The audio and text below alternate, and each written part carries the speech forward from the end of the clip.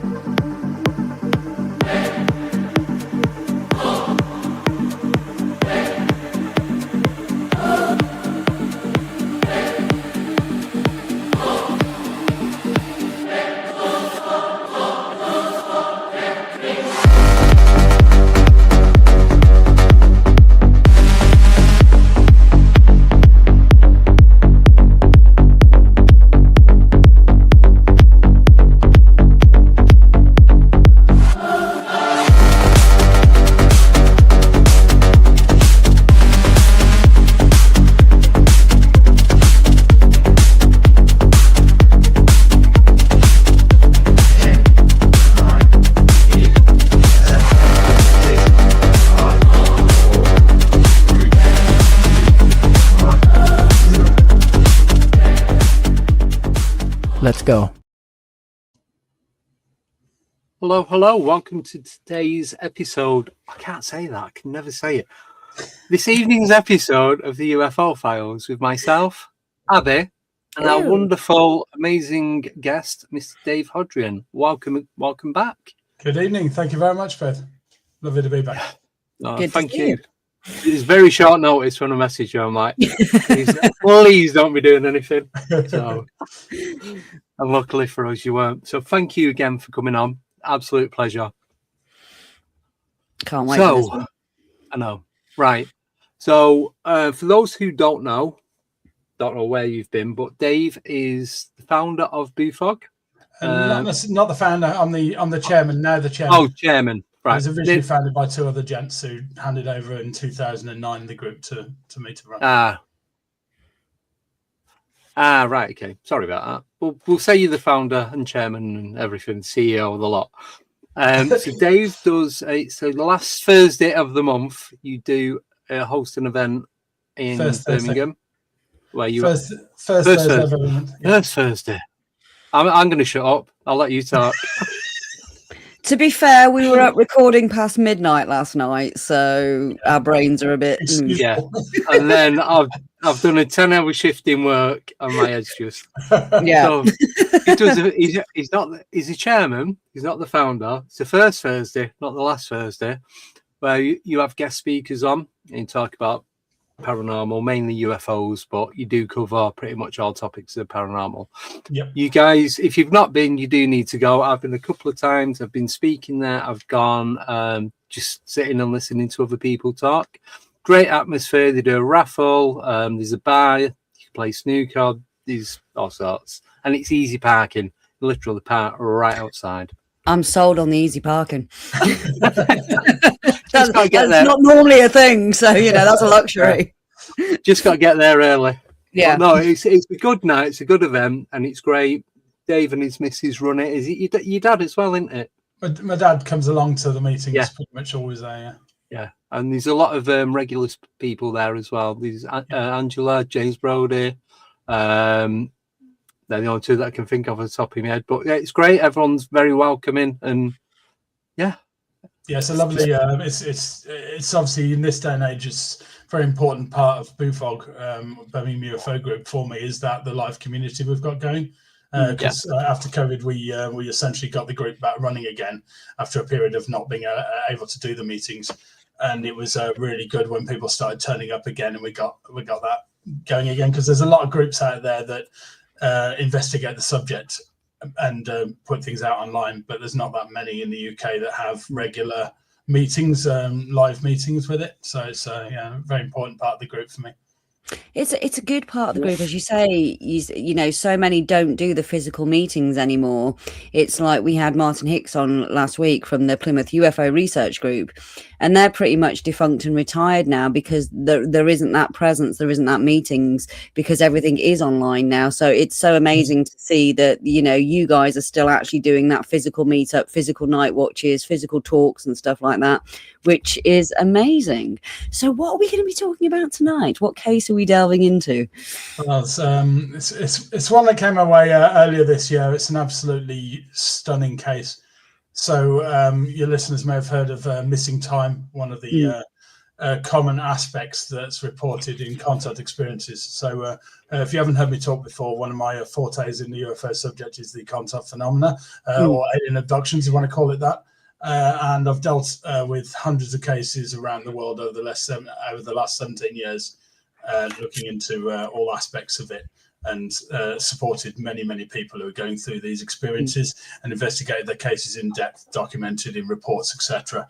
And every so often, you get cases come my way which really blow my mind, which really fascinate me. And this is one of those cases. And it's a case that involves what's known as missing time, which is essentially, so in most contact cases, people have fragmented memories. Sometimes it's just little bits here and there where they'll be somewhere and then they'll be somewhere else with no memory of what's gone on in between. Or there might be even gaps in their experience. So it might last for a couple of hours, but they only remember 10 minutes of it for whatever reason, and this sort of thing. And that's extremely common. And sometimes people forget the experience entirely for years. I've dealt with numerous cases where that's happened, and it comes back to them later on, sometimes triggered by something they see that reminds them of it, and then it'll come back to them. Or sometimes even triggered by recollection. So if you've got multiple witnesses, one person might remember the experience, and then they'll go and talk to the other witness about it, and that'll trigger their memory of it, and then they'll remember it, and they'll wonder why on earth they forgot. This is not like, we're not just talking about one case how this has occurred. It occurs pretty regularly through it, and it's quite obviously a relevant aspect of the phenomena. And there's lots of theories about what causes missing time, about, you know, whether it's some sort of natural thing going on with the brain or whether it's something intentional. I would say after looking into these cases in depth, I certainly believe that the latter is true, although as to exactly the reason behind why it's intentionally being done is open to interpretation and opinion on whether you believe that whether what's going on is covert or whether you believe it's benign or malicious or whatever. There's different theories as to why. But this case it's from up near Redbourne, and it actually occurred on Halloween in 2024. Very recent then. Yeah, it's quite a recent one. And it involves a couple. And the husband of the couple, he's the one who got in touch with me to discuss it, not just to report the details really. He was actually looking for a regressive hypnotherapist because he wanted to explore what had happened to him and his partner in more depth to try to get answers to it. And that's very brave in itself, because, you know, most people just don't want to know, do they? And it can be very re-traumatizing for them. Yes, absolutely. So I work with a regressive hypnotherapist in the Birmingham area, and he supports me with cases involving contact. He's got an interest in the subject himself, but he does it professionally.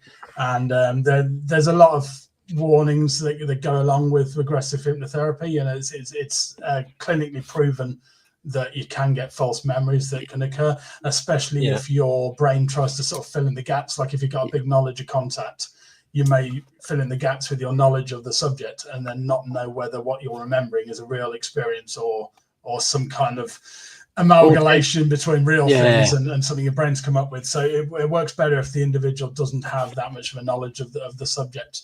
But he reached out to me because of that, and obviously as part of that, I guess he probably thought I was just going to pass on the name to him and that'd be that. But obviously I was intrigued as to what had actually happened to him and his partner, and got in touch. I won't reveal his name because he doesn't want me to reveal his name. I'll only say names when I always count that close to my heart to give the witnesses the privacy they deserve.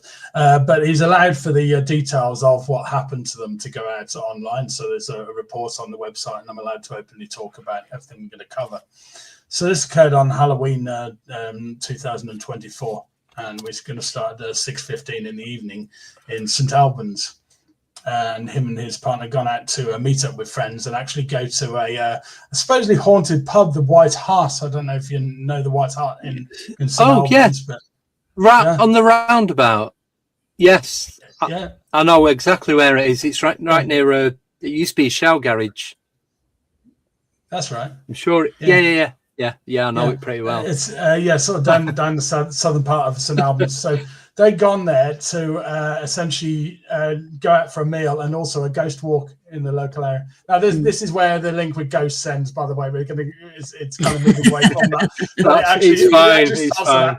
So they gone out on Halloween night to do this, have a meal, go out and do this ghost walk and everything. And they went and did that. And by the time they left the pub, it was 8:30. We know that exact time because he took a photograph of one of their friends at the entrance to the pub before they left, and we've checked the time on it, and it was 8:30. They then walked just about a few minutes north to another place called the Snug, another small bar, and they stayed there for one drink. They're pretty convinced what time they left that pub and what time they started to tootle on back down to the car that had been parked a little bit south of the White Hart. So they walked back down to that and said goodbye to their friends. Now, the witnesses are both pretty sure that they left St Albans around 9:30. They didn't check the watch or anything, have the exact time, but they know it was roughly around 9:30. Yeah. And they started to make their drive. They live I can't reveal the exact location where they live, but it's in the locality of Redbourne, which is up sort of northwest St Albans. So they started the drive back up north towards it. After about sort of 10 or 15 minutes on the journey, they're driving along Redbourne Road, and they're approaching a garage on the left. And just before they get to the garage, the husband's driving. He notices a glint of light off to his right at the passenger side window, just off to the right of him. And he's about to turn around, and he doesn't know whether it's kind of down on the ground or up in the air yet. But he's distracted by his partner. She points out there's some electric points at the garage, and they used to have an electric charged car. So she points out the blue glow coming from them. I think they've been recently fitted there. And he looks to the left to see the points. And then when he looks back round at the road, the light's no longer there. Yeah, it's gone. Okay. Short distance after the roundabout. Short distance after that is a roundabout and round to the right, and they drive around that to the right. Immediately upon exiting the roundabout, the husband feels a very strange sensation. He described it as kind of snapping his neck to the left and right really, really fast, like something odd, like just a minor thing. Just felt a bit off. Quite painful. So he didn't do it himself. He doesn't do it. He doesn't believe he did it physically, but he described it as like that, like some sort of minor blackout type thing or something. Yeah. Because of that, he doesn't tell his partner this has happened. Yeah, he just keeps driving. But because of that happening, because that weird sensation he hadn't felt before. By the way, he told me that he wasn't prone to fainting or anything like that. They kept them driving along the road, and they know the route home. Yeah, so this is a route that they've driven numerous times before. They're very, very familiar with what roads they're driving along and what roads they needed to go to get home. Yeah. So they carry on driving along the road. They pass a little side turning. There's a BT van down there and this sort of thing, and they keep going about halfway between that. So they're about 3/4 of the way up this stretch of road that ends up in another island. And at that island, they would usually go off sort of northwest direction and start heading back toward around the outside edge of Redbourne. So they get about 3/4 of the way along this road, and that's when it happens. So all of a sudden, they realize they're not on the same road, like instantaneously. So all of a sudden, he finds himself on a much narrower road. There was a big hedge off to the left, some sort of lower hedgerows to the right. He said there was a strange effect. It was almost like looking through falling water, he said, almost like they were running, like as if somebody had ran water down the front windscreens through this. And that lasted for a couple of seconds before fading away. But he's driving down this road and he realizes it's not the same road. And he's like, where are we? Yeah. So he slows down the car a bit. The car's still going the same speed as it had been a second ago. Yeah. So we're talking about sort of 40, 45 miles an hour. Brings it down to about 30, 35. But they're still driving forward. All of a sudden, towards them ahead, it's very, very dark. But ahead of them, he sees a couple of headlights kind of come in from the right-hand side and start moving the way along the road towards him. He realizes that the road's really narrow and he's going quite fast towards this other vehicle. it's all a bit of panic as to what's going on. So he tries to swerve the car to the left, and only just narrowly manages to get past this vehicle. And it goes past really, really close to the right of his car and just heads on up this road. He then reaches a right turn, still has no idea where they are, reaches a right turn, and again going quite fast, and he has to stare carefully at the curb to arc it around this turn because of the speed he's going. He's not expecting it because he doesn't know what road they're on and what to expect. Keep driving, and then there's another turn to the left. Now you remember seeing on that first turn, you also remember seeing an old-fashioned lamppost. This is very important. He said it looked almost like Victorian, like a weird Victorian lamppost, not a standard sort of lamppost that you would get. And then they turn to the left, and then they're driving through this wooded area. There's trees on either side, quite heavy foliage, and then they reach a T-junction. And still not knowing where they are, very confused about the whole thing, he decides to turn left onto this T-junction, and they find themselves on a wider road. Starts driving along that, and on the left there's a sign. There's a roundabout approaching, and on that sign he sees the word Southdown. He doesn't know what that is. He's not familiar with the area of Southdown, so that doesn't mean anything to him. He just remembers seeing that sign. Briefly after reaching that, they've reached this island, which the sign was about, telling them. And on that island is a sign for Redbourne, and they're like, okay, there's the Redbourne sign. And then upon seeing that sign, he realizes what roundabout they're on. It wasn't one that they'd visited all the time, but one he'd driven around numerous times before, and his partner on other occasions has also driven around this. So all of a sudden, he realizes where they are. Yeah, they grind to a halt at the roundabout to get their bearings, and they're like, "There's the Redbourne sign. Okay, we're here." Here's the thing: the roundabout they were at was 1.5 miles to the east of the road that they'd been on. What? It gets way more. It gets way crazier than that. So not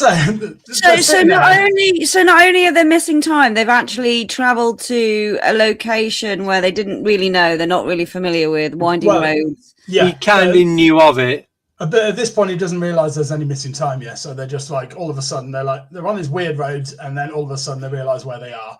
And they realise they're on St Albans Road, which is about sort of 1.5 to 2 miles to the east of the road that they've been on the second. Yeah. Right. So knowing where they are at that roundabout, he asks what should we do. Now, logically, you would go left to get back closer, but his wife decides to drive straight on. At the time, he was a bit suspicious about why he'd done that, like maybe subconsciously trying to avoid what was across to the west. Yeah. In talking with his partner in depth about this, she said that it was the route that she'd often taken before to go north, even though it was a bit longer, right? So they take this north route. So I don't think that was anything to do with it, but initially I was suspicious that was maybe part of it as well. So they take this longer route, and it's an extra 6 minutes added to their journey, but they get back home. They're a bit confused. They stay up. He does not check any clocks when they arrive home or anything like that. They just chat about it a little bit. So that was a bit weird, ending up on that different road. And then they go to bed. In the morning, he's intrigued by what had happened the night before, so he checks the CCTV camera that they've got it set up on the drive, and he can see exactly when the car arrived home. And he was absolutely certain that the clock was correct on the CCTV before anybody thinks that the clock was wrong. He says that they should have arrived home about 9:57, and the time they arrived home was about 10:22. So there's he thinks about 25 minutes later than they should have arrived back home, taking into account the extra 6 minutes that he'd added on, for this different route that they'd gone down, because as I said, they know the roads, they knew the layout of the roads, and they knew where they were after that point. It was just this confusion when they came back around on this other road and didn't know where they were. Yeah. Which is disorientating at the best of times. Absolutely, yeah. So later on that same day, he reaches out to his friend on text message. He sent me screen grabs of those text messages, so that's not just hearsay. He sent me the actual text messages where he's talking to his friend saying, "This is really weird. This weird thing happened. We ended up on this other road," and you can see he's kind of genuinely perplexed by what's happened. And his friend joking around a bit, and that goes backwards and forwards, that communication over a number of days. But at the same time, he also is intrigued to go back out there to see if he can find the exact position where they come round, because he couldn't remember it. It was all a bit panicky, and it was dark and everything, and it was like, where were we? Now, they knew where they'd ended up with the sign. They knew around where they'd been on St Albans Road. But the roads leading up to that, they were How did confused, they get there? Yeah. How did they get there? Now, off to the west side of St Albans, there's it's a housing estate, a relatively new housing estate with a maze of roads and this sort of thing, yeah. And he started to drive around this housing estate, trying to locate the position where he would have found himself, yeah. And here's the thing: he drove around all the roads and he couldn't find the position, yeah. Nothing fitted, yeah, in terms of the layout and remembering what was there and this sort of thing, yeah. Now, eventually, he did find one of the roads, West Road, and it essentially found the lamppost, but it wasn't in the position that he remembered it. He remembered it being on the first corner to the right, and it was actually on the second corner, round to the left. There's an triangular area of grass with this lamppost. He remembered it being a full-sized Victorian-style old lamppost, like Narnia or whatever. Yeah. You get the decorative ones, don't you? Right, yeah. That's what it was. That's what it is. Yeah. And it's a decorative one. And he's found the lamppost, but the actual lamppost is actually a lot shorter. Yeah, it's sort of half-sized lamppost in the area of this grass. But it must have been that what he saw, yeah, because we looked around all the other roads in the area. Now, I said, could you go and have a look again? Because this, months on, we move forward to now. And I said, could you get down there? Because I really want to try and find the position where this was. He obliged openly. He was absolutely intrigued as to what had happened. And we're trying to piece it together, yeah. He actually contacts me on video call from those roads, yeah. So there's no denying at all that he's completely perplexed by this.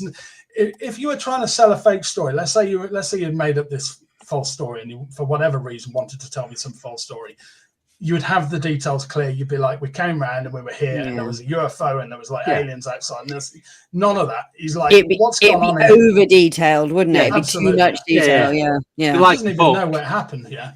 So he's driving it and he contacts me on video camera, from the car, not whilst driving. Obviously, he pulled over, yeah. But he's like, I could just tell he was like totally perplexed. And he was like, I can't find it. I've gone around all the roads. I can't find it. It's not right. I was like, well, you found the lamppost, so surely it's got to be that road. And he's like, no, it doesn't look right yet. So anyway, I started delving into this in great depth. Yeah, here's the thing. This is what's really fascinating with this. Down the western side, you've got this all these cul-de-sacs and this sort of thing, this housing estate. Yeah. Now, it's got to have been one of those roads, right? Because he turned left on the T-junction onto St Albans, heading north, finds the roundabout. So we know it's got to have been one of those to turn left. You must have been on the west side, right? Yeah. And his missus also correlates. It was the left-hand side and a left turn onto that road. So it wasn't any of the roads. Quick question. Yes. Is it near the golf course? No, there's not a golf course. Not right. No, I'm thinking the other side. It's all right.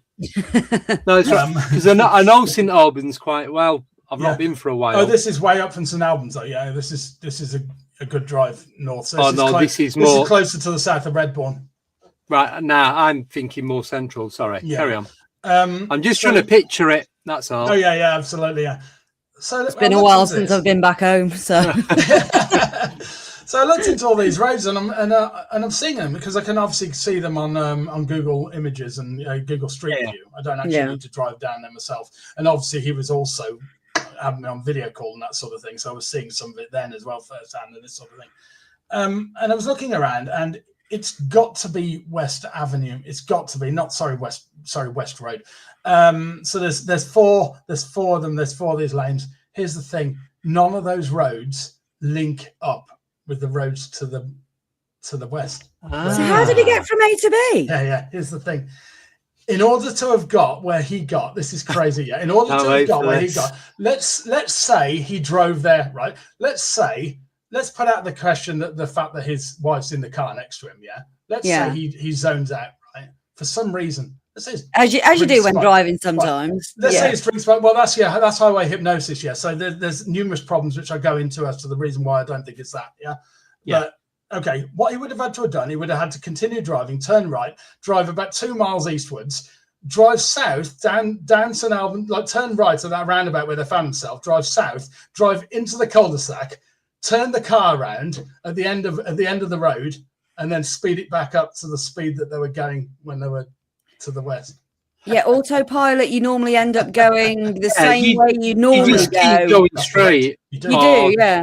Yeah, because just because you know where you're going. Or you end up Absolutely, going somewhere where you normally drive and you're not going that way, and you say, "Oh bugger, I've gone the wrong way," because autopilot. Muscle memory. Yeah, muscle memory. That's what it is. But if you put out that other question, let's say if he was in the car by himself, I mean, you know, his friend on the text message is saying, "Oh, your drink was spiked," and this. He was just joking around, But let's say his drink was spiked or whatever, and he zoned out for a number of minutes and randomly starts driving down random roads, and for whatever reason drives into the road and turns the car around and then speeds it back up, and then all of a sudden he comes round, right.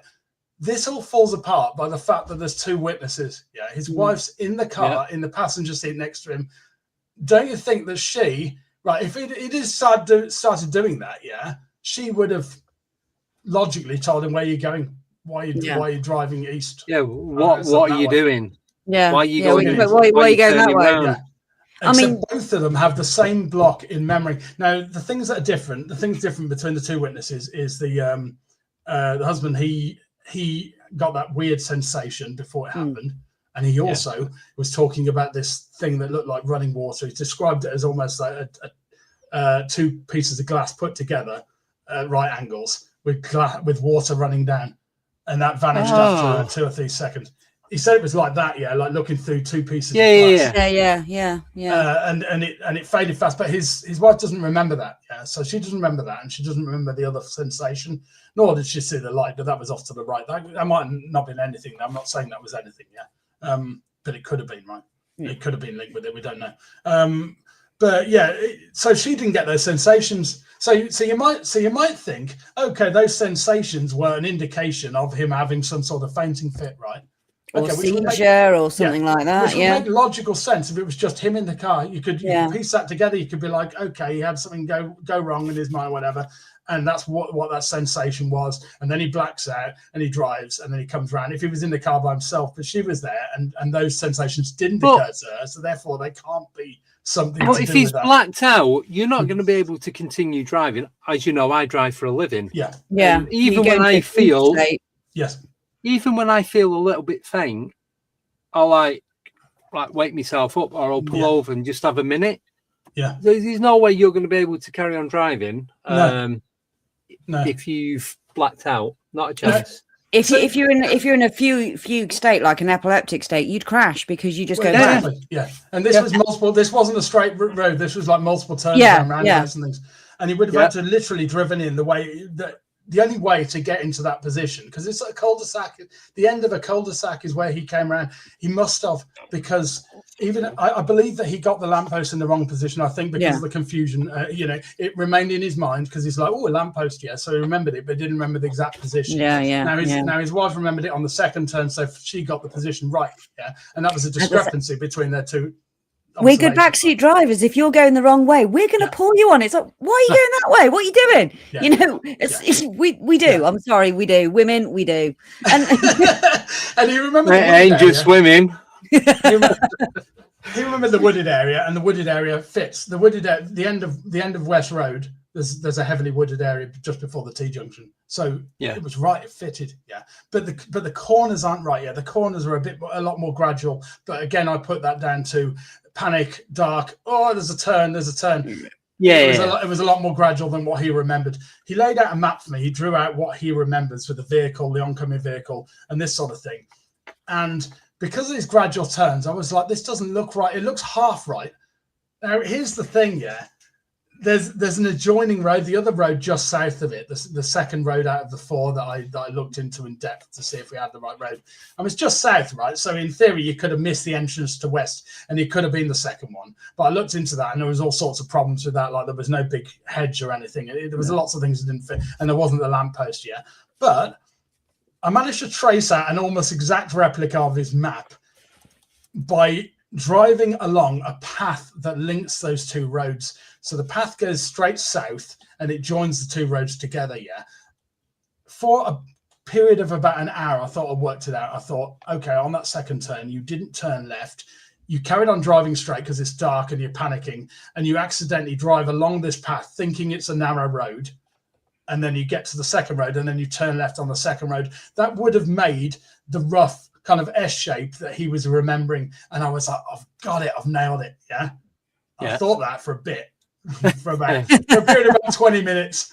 Then I went looking at this in depth, and I found out there's a post, a solid metal post halfway along the path, which his car would have blatantly ran into. So blocking the road. So then you're like, okay, well, what about if the post wasn't there at that time? But here's the thing: Google Images shows that the post has been in there since 2023 because the copyright image on Google Street View is 2023 and the post is there visible, which means that it was there. So unless you go down some ridiculous route of saying that they temporarily happened to remove the post and then put it back after the point, you can always find answers, but it gets to the point. Or they just materialize through it or dematerialize through it. I mean, it gets ridiculous, doesn't it? With all the answers to why it isn't what we suspect it is. Yeah. So I think it's a lot more logical that it wasn't sharp corners; it was these gradual corners, and he just misinterpreted them and thought they were a lot sharper than they were. Yeah. But you're still left with all these elements. You're left with the fact that the car had seemingly teleported from one position to another. Yeah. Or had it been picked up? So I've dealt with numerous abduction cases where people have been inside vehicles and have actually seen the vehicle lift off the ground surrounded by a beam of light. So usually with abduction cases, people think the people get taken directly. They float through, sometimes through the windows, sometimes through the ceiling. Sometimes they might be outside and just get lifted up. Sometimes there might not even be a light. They might just sort of feel themselves floating upwards and might see a craft. There's variations, and there's no one thing that happens 100% of the time with these things. But there's just a lot of similarities. So I've dealt with other cases where people have been inside vehicles and believe that they were taken inside their entire vehicle. There's other cases where people have been taken inside car seats and that sort of thing, like their daughter's been taken with them and she's in her car seat, so they've taken her strapped into the seat. Yeah. The cars. So one way to get around the ULEZ charge. Which kind of essentially links to absolutely. It sort of links back to Close Encounters and the classic Close Encounters of the Third Kind where they find the boat in the desert and all that. Yeah. It's like that. Yeah. So there's these cases where that appears to have happened. So let's say it does. Let's say they get abducted together inside their vehicle. The vehicle gets picked up. It gets put back down. It's inside some sort of time bubble, so the car doesn't slow down. It goes the same speed, and they end up in exactly the same position. We've seen that again and again and again with cases, and I understand that some of this stuff sounds really wild, but when you see it again and again with cases where people move, but they're still moving, they're not like the ground to a halt or anything, they'll come around and they'll still be cycling or still driving or whatever. But it's almost like they're removed from reality and then they're put back in exactly the same position they were, sometimes a different position. So if it's exactly the same position, but then I've dealt with other cases where they've moved. Literally, there's another one I was going over just the other month. It was almost a spitting image of this one. But the fascinating thing about this particular case, not only the fascination by the witness to try to work out what happened. We've just got all this stuff. We can look at it on a map. We can work it out exactly where they would have come round, where they must have come round. And the fact that it's a cul-de-sac is absolutely wild. You'd remember doing a 3-point turn or trying to, as we were talking about, the other night, Andy, when you were trying to park, Don't need to bring that up.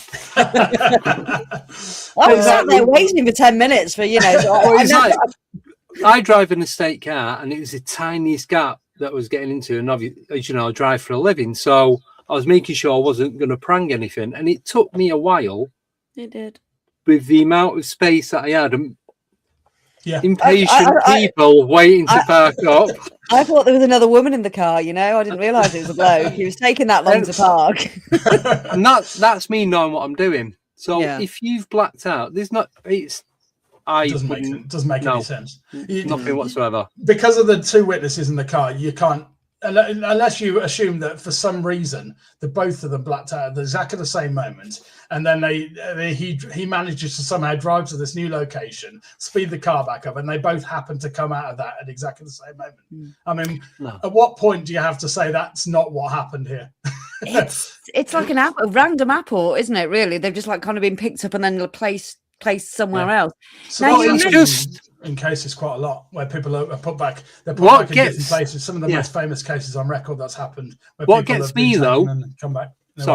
Is when they put them back down, they're still traveling at the same speed. So time, like you said, time has been removed for them from that reality, Yeah. or something has been frozen.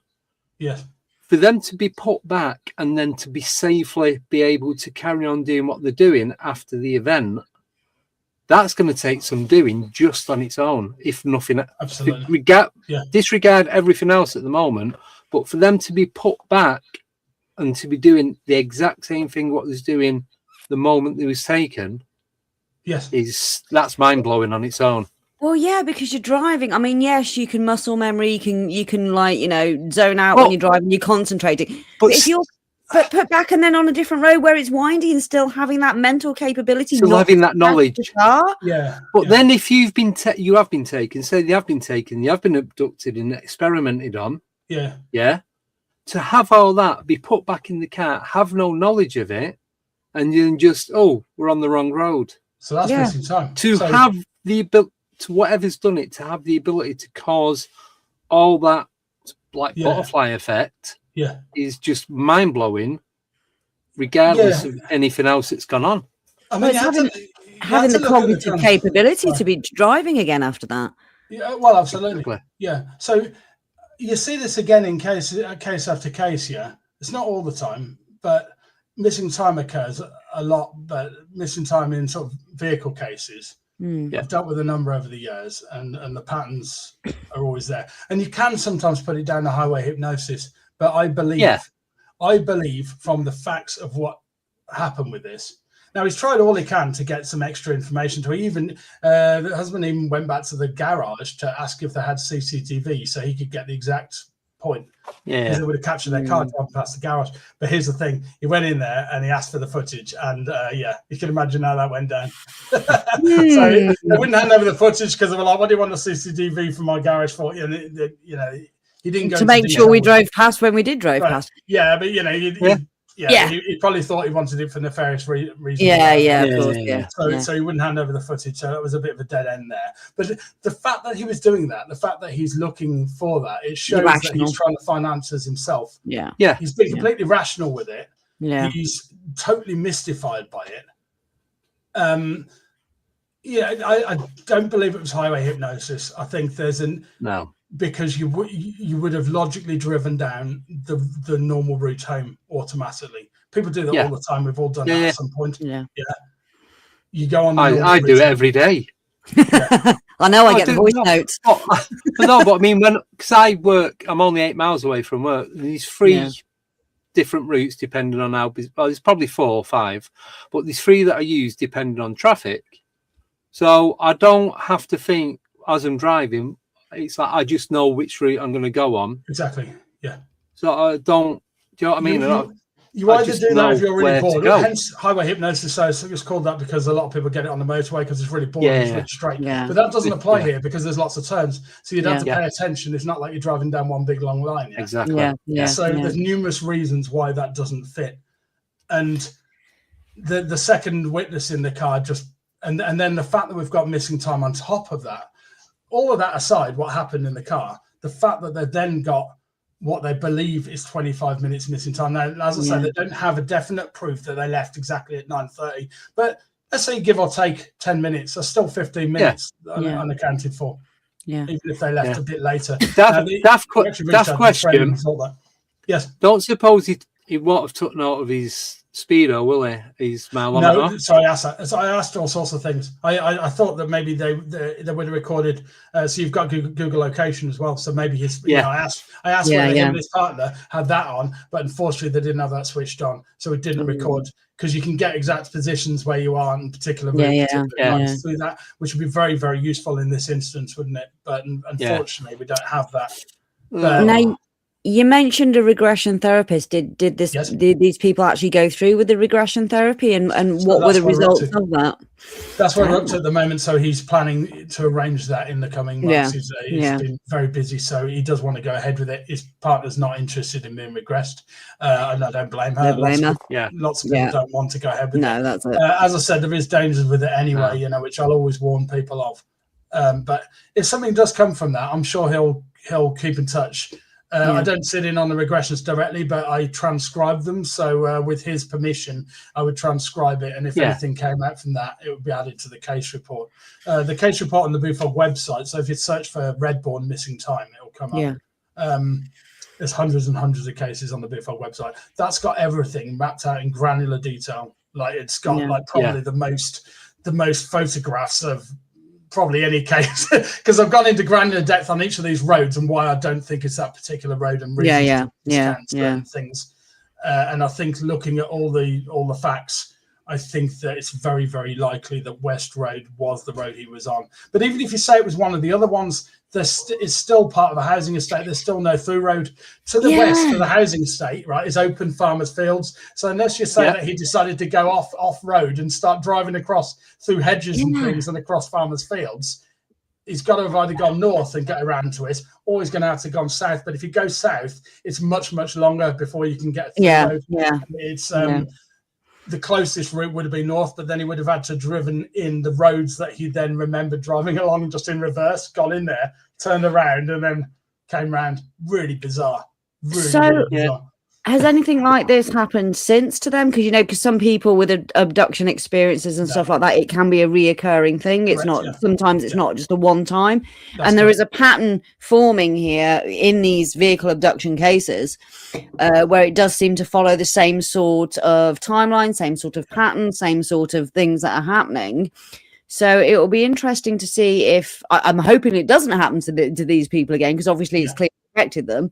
But if anything like that happens in the surrounding area, if anybody else has reports of it, if they continue to have experiences, or if anybody else in the area has experienced anything like this and would like to get in contact with you and have a similar story or a similar experience 100%. In the area. Yeah, so I always welcome the people to reach out to me to speak with. I try to remain grounded. Some people, probably think that I come across quite skeptical. Sometimes I don't. I just come across. You've got to be realistic with the subject.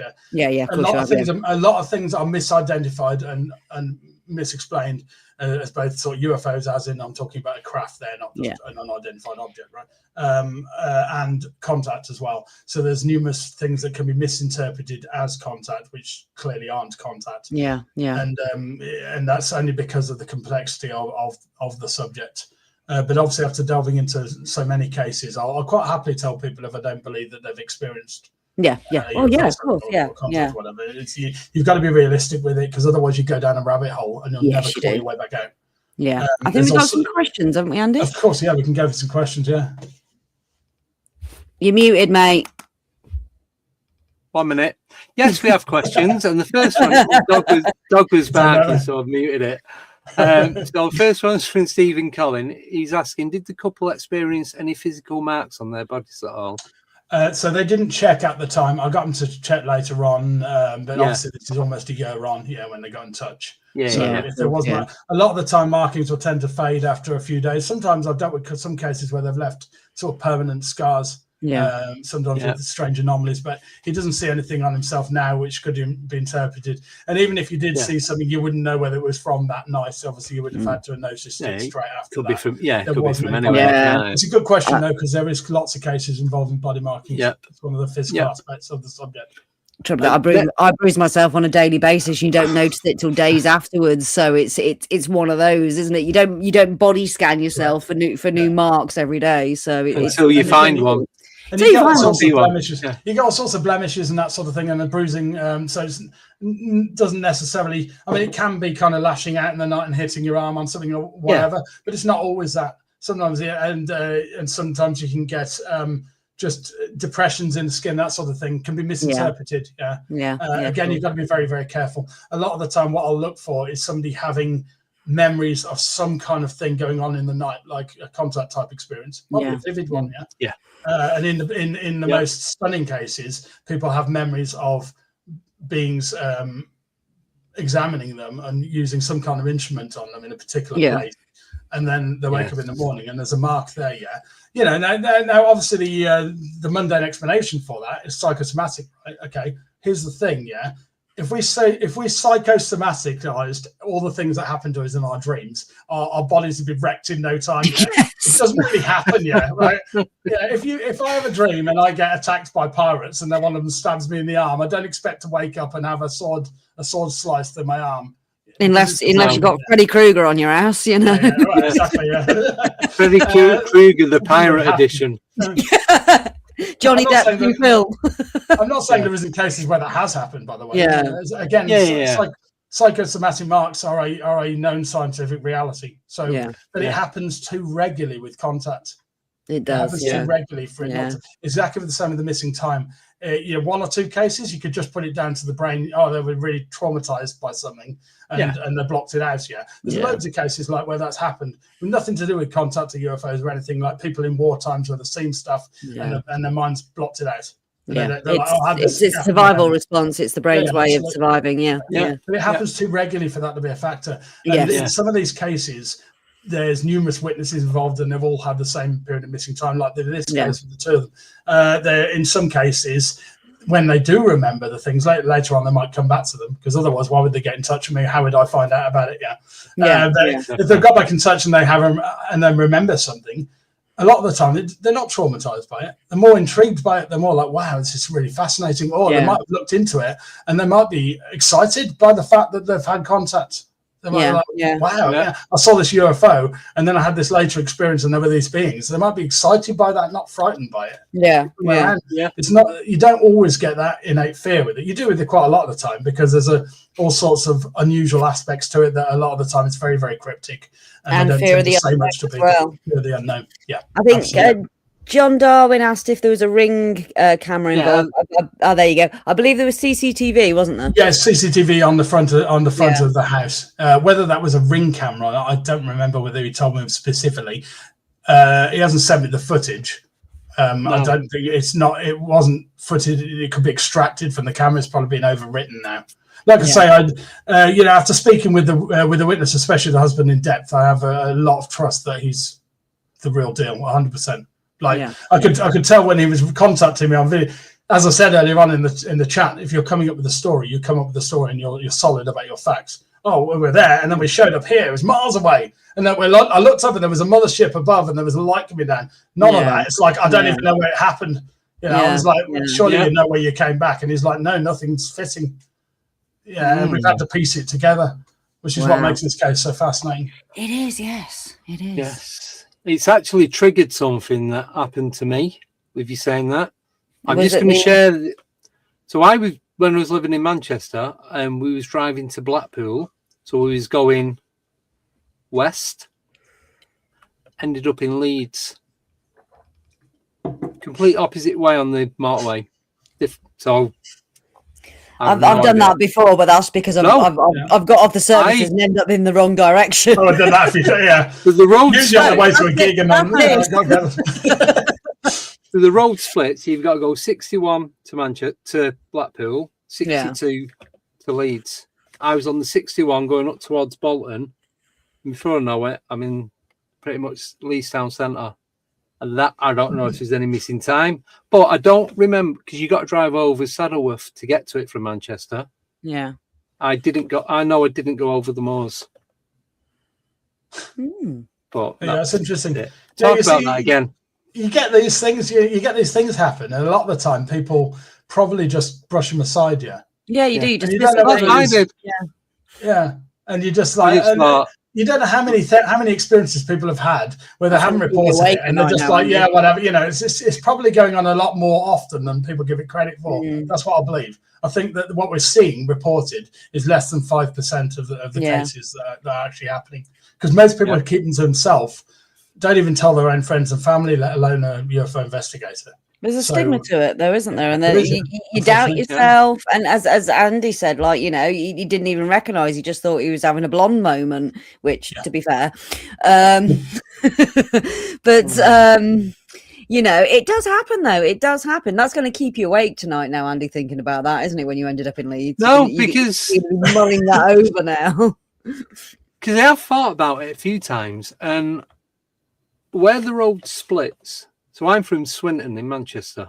Yeah. And you've got Swinton Interchange, you've got Eccles, you've got Trafford Centre, and all that. And then you go south towards the airport.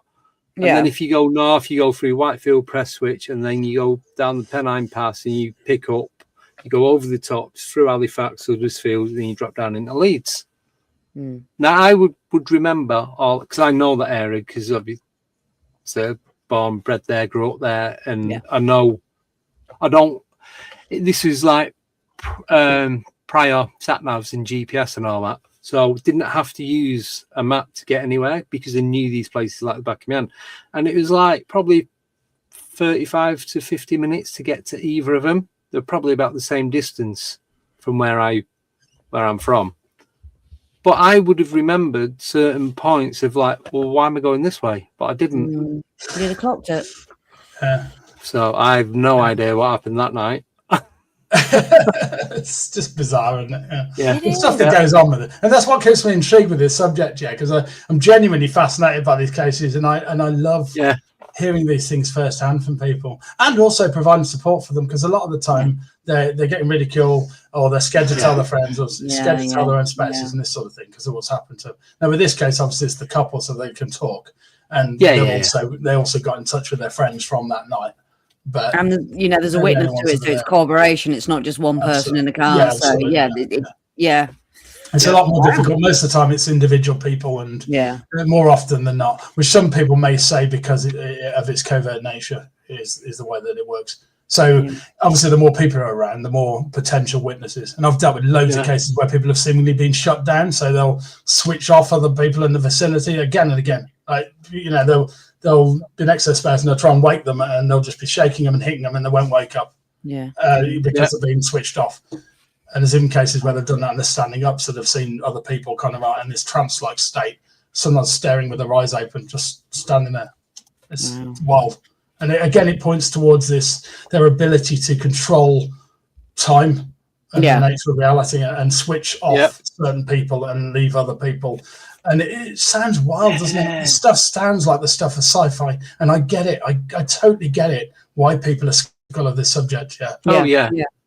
Definitely. It's only when you delve into loads and loads and loads of cases and you see the similarities again and again and again. And I won't even prompt people; they'll just tell me this stuff, and I'm yep, and it's just ticking off this tick box in my head. It's wild. It fits the pattern. Oh, fantastic. Well, that is absolutely incredible encounter. And it's pretty interesting.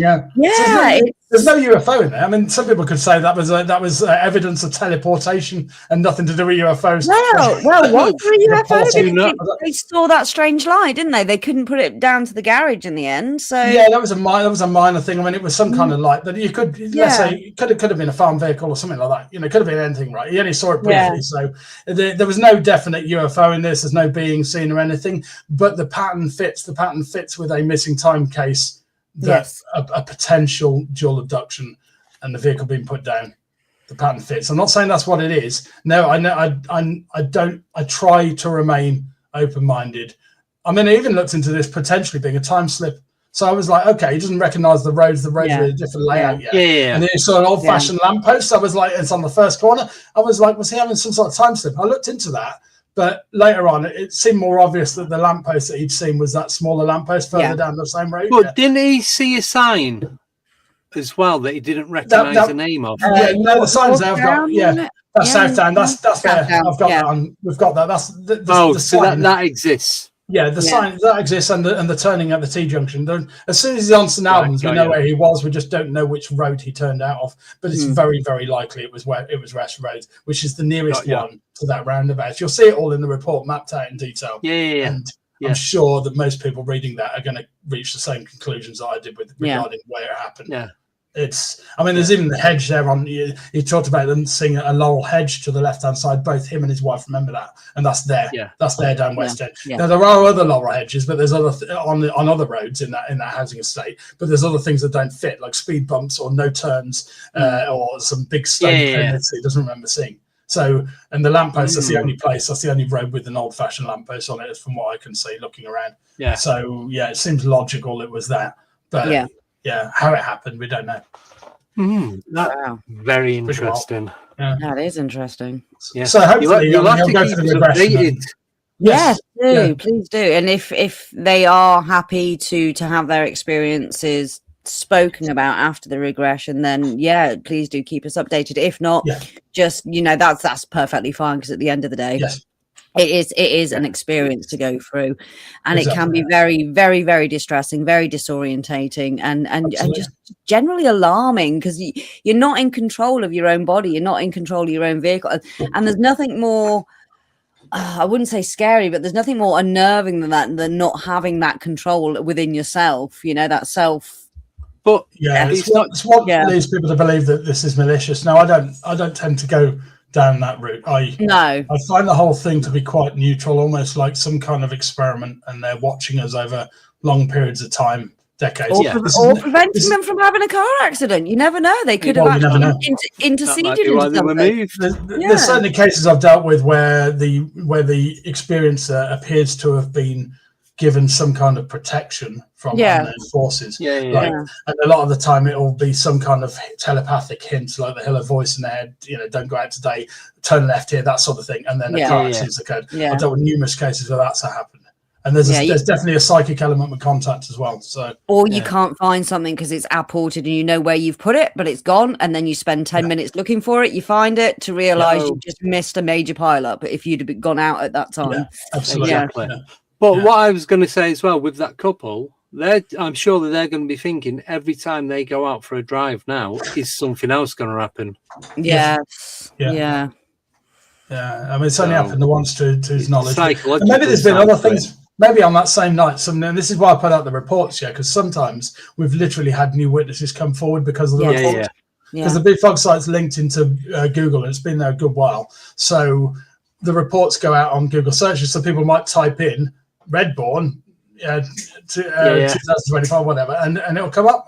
And they'll be like, oh my God, I was there that night and I saw this other thing elsewhere. And it could be the same thing. And then I'll get in touch. I'll be like, I was in that vicinity. I saw this object. And we've actually had cases where that's happened. It's really great when that happens, because in a way, it kind of justifies the amount of time and effort I put into writing the reports and getting it out there. Oh, yeah.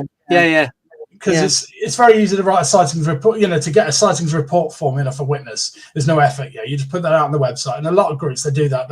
They gather information and they hoard it, and it ends up in some sort of virtual filing cabinet somewhere, never to see the light of day. Every single case, whether it's a small light in the distance or whether it's a full-blown close encounter, is a story. It's a story to be told with evidence supporting or not supporting it.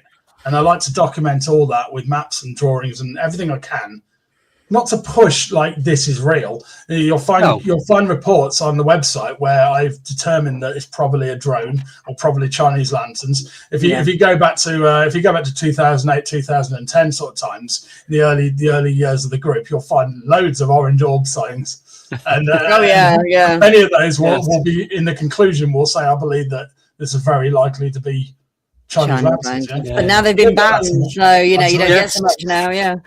They're not banned, they're not banned, but they don't like. They should be. They should be. The fire risk and the danger to animals as well. Absolutely. It's been absolutely fascinating and amazing to talk to you today, Dave. And that's just blown my mind a bit. Really, it's just trying to get my head around that. So I need to go for a drive around St Albans. I really do. Make sure you come back, mate. I'll come back. But it's not too. I just want to see like the locations because, like I said, I know a lot of that area. And I just want to get in my head where there was and it's all on the site.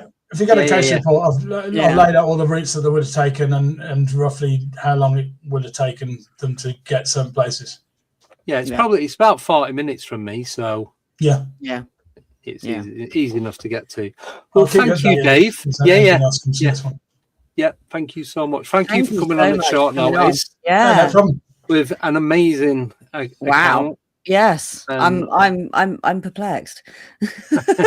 as was I. I'm speechless, which Andy knows doesn't happen very often.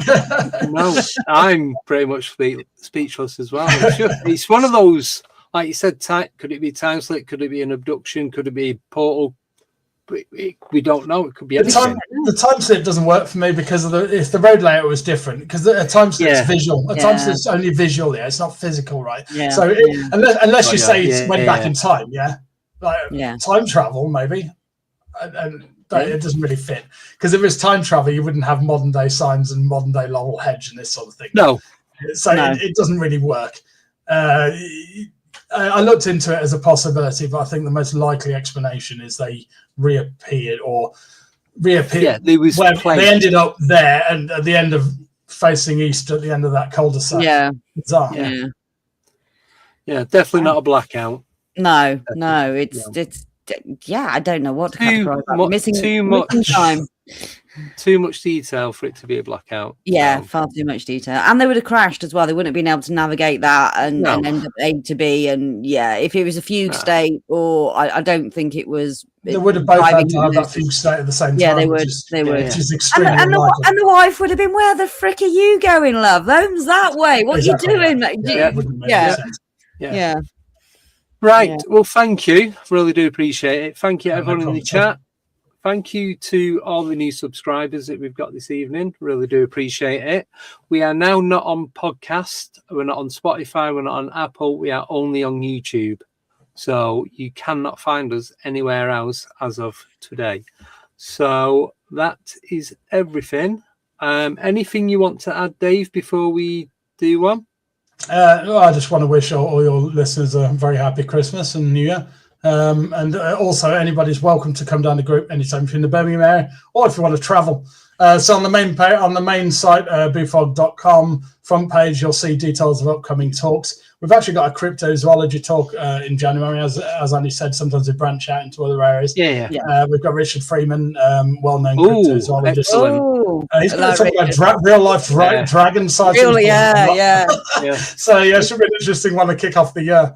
He's a good lad, Richard Freeman. Yeah, absolutely. Excellent. So keep a look out, and you're more than welcome to come on down. And if any of you had experiences you want to go over with me, just get in touch.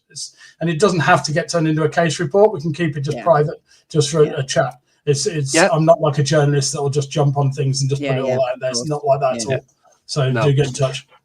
Right. Well, thank you, everyone. We've hit the 1 hour mark. Thanks again to Dave. Thank you, everyone. Thank you, Abbie. Great discussion. Discussion in the chat as well. I will be back with Nicole on Wednesday when we're doing our first Encyclopedia of the Unknown. That is the only one that's going to be live. After that, there are going to be pre-recorded. We are back on Friday. Abbie's not going to be with us. We have got Gwendolyn Purcell coming on, and we do have. Say hello to Gwen for me. I will. We do have a flip of 2 new temporary guest co-hosts that are going to be dipping in and out at different times.